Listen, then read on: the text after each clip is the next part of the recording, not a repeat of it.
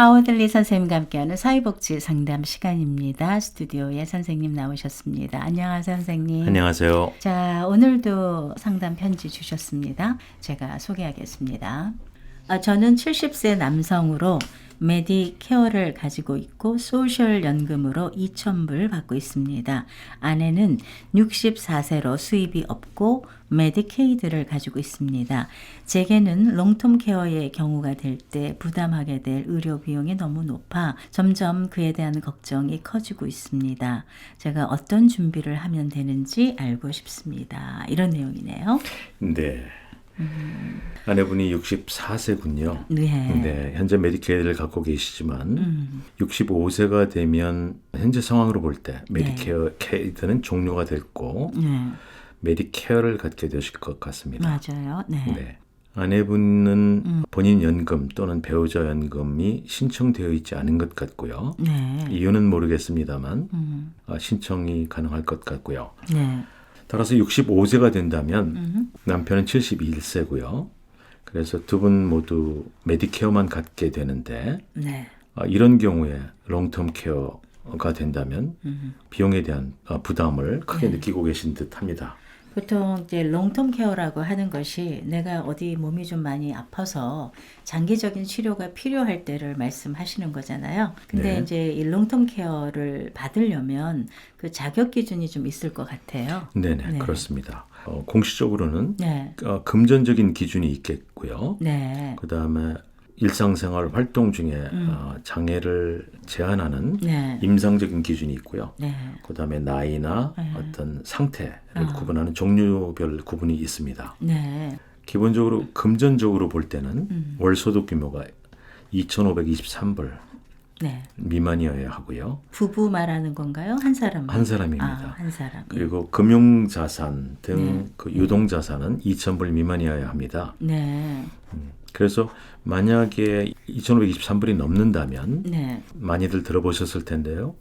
그 Qualified Income Trust, 별칭하여 밀러 트러스트라는 것으로 그 넘는 금액에 대해서 이게 뽑아 놓았다가 의료비로 지출하고 스펜 다운 한 다음에 2,523불만 미만으로 만들어서 롱텀케어 메디케이드 혜택을 받으실 수가 있습니다. 그렇군요.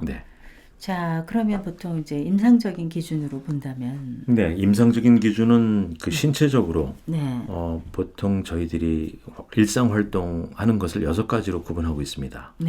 그거를 Activities of Daily Living이라고 하는데요. 그 6가지 중에서 3가지 이상을 스스로 할 수 없다. 그래서 어떤 스킬드 케어나 또는 다른 사람의 지원이 필요하다 하는 경우, 이런 경우는 이제 신체적인 경우고요.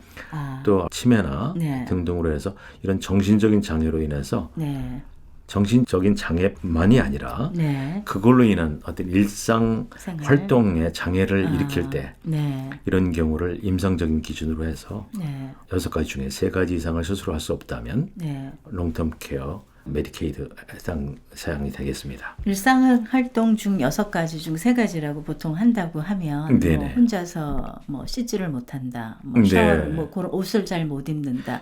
보통 뭐 약자로 BCD, TT라고 표현하는데요. 그 bathing이 있고요. 목욕하는 거. 그 다음에 continence. continence는 이제 소대변을 참는 거고요. D는 dressing, 옷을 입는 거.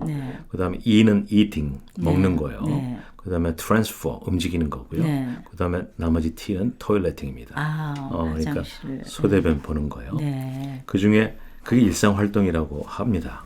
그 중에 3가지를 스스로 할 수 없다면 여기에 해당된다고 볼 수 있습니다. 알고 계시면 좋을 것 같아요. 또 이제 3번째 구분 사항이죠. 종류별로 보면 65세인 경우 가 있겠고요.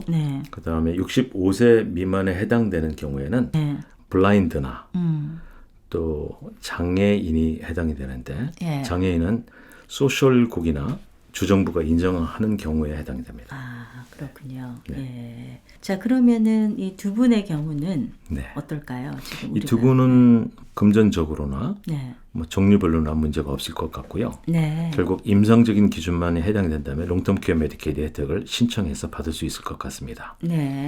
자, 그러면 롱텀 케어 메디케이드라고 하면 네. 어떻게 신청을 하고 또 신청되고 나서는 어떤 혜택이 오나요? 네. 롱텀 케어 메디케이드는 보통 MCO라고 해요. 네. 그 Managed Care Organization이라고 네. 이제 주관하는 사람들이 되는데 네. 메디케이드의 경우 HMO라고 있습니다. 그 HMO들이 네. 보통 MCO 역할을 하게 됩니다. 네. 그래서 메디케이드를 갖고 있던 분이 롱텀 케어 메디케이드가 된다면 결국 그 본인들이 가지고 있는 HMO가 MCO이기 때문에 진행이 좀 빠를 수 있고요. 네. 그렇지 않은 경우 네. 메디케이드를 갖고 있지 않은 분들의 경우는 그러니까 신청을 별도로 하게 되는데 네.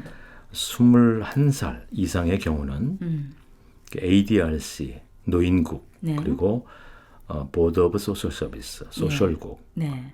카운티에 네. 그쪽을 통해서 신청할 수 있고요. 네. 20세 미만인 경우는 대부분 장애국을 통해서 신청하게 되는데 신청하게 되면 MCO가 개입해서 네. 이제 그 프로세스를 진행하게 됩니다. 네. 그러면은 보통은 이제 기간이 얼마나 걸릴까요? 신청하면? 이거는 확인하고 그다음에 각자에 맞는 맞춤형 테일러드 프로그램을 만들어 주기 때문에 네. 빠를 수도 있고 좀 일정 기간이 걸릴 수도 있습니다. 아, 그렇군요. 그다음에 MCO가 직접 이제 접촉해서 개입을 하신다 그랬잖아요. 네네. 뭐 개입한다는 게 어느 선까지를 말씀하시는 거예요? 근데 이거는 이제 프로그램의 성격에 따라서 이제 판정하는 것부터 적합성 여부부터 판단을 하고요. 네. 어떤 치료를 우선적으로 필요할지 등에 대한 판단까지 같이 하게 됩니다. 아, 그렇군요. 네. 그다음에 또 이 프로그램하고 관련해서 좀 더 네. 저희가 또 알아야 될 사항이 있을까요? 네, 이 신청하는 경우에 네. 그 55세인 경우는 좀 쉽게 신청을 할 수 있는 프로그램이 있어요. 아, 그래요? 그게 그 페이스라고 여러분들 많이 들어보셨을 것 같은데요. 네. 이거는 그 포괄적 노인 돌봄 프로그램이라고 해석을 할 수 있겠는데요. 네. 그것을 통해서도 의뢰가 가능합니다. 아, 그래요? 네. 나이가 55세인데도 네, 55세 이상인 경우에는 네. 이것을 통해서 신청을 할 수 있습니다. 네. 선생님 말씀 감사합니다. 네, 감사합니다.